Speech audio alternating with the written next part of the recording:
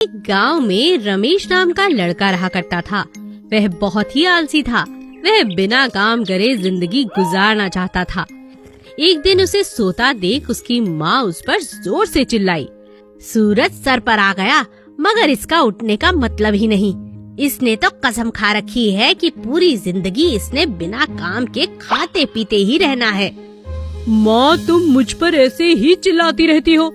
जब समय आएगा तो काम कर लूँगा। तभी वहाँ रमेश का दोस्त सुरेश आ जाता है और रमेश उसके साथ घर के बाहर चला जाता है। दोनों दोस्त एक पेड़ के नीचे बैठ जाते हैं। अंधेरा होने पर उन्हें पेड़ से आती हुई रोशनी दिखाई देती है। तभी वहाँ बैठा उन्हें एक महात्मा दिखता है। यह रोशनी इस पेड़ के पीछे बने जादुई घर से आ रही है। इस घर में जो चला जाता है उसे आराम मिलता है और कभी काम नहीं करना पड़ता। यह बात सुनकर रमेश बहुत खुश हो जाता है और अपने दोस्त सुरेश को छोड़कर उस घर में चला जाता है। कुछ दिन तो रमेश वहाँ खुशी खुशी बिताता है, क्योंकि वहाँ उसे सब चीजें आसानी से मिल जाती थी। परंतु कुछ ही दिनों के बाद उसे अपनी माँ और दोस्तों की खूब याद सताने लगती है।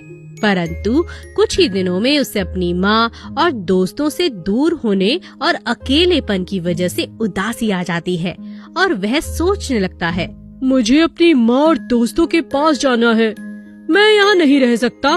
कितने समय से यहाँ हूँ, कुछ करने के लिए भी नहीं है। अब वह काम करना चाहता था। तभी उसे अपनी माँ की आवाज सुनाई देती है, अरे अब उठ भी जा, कितनी देर हो गई है। रमेश समझ जाता है कि वो नींद में था और एक अच्छा सपना देख रहा था। जब रमेश की नींद टूटती है तो उसे पता चलता है कि वो एक सपना देख रहा था, लेकिन उसे इस बात की समझ आ चुकी थी कि बिना परिश्रम के कभी खुशी हासिल नहीं होती। मेहनत करना बहुत आवश्यक है।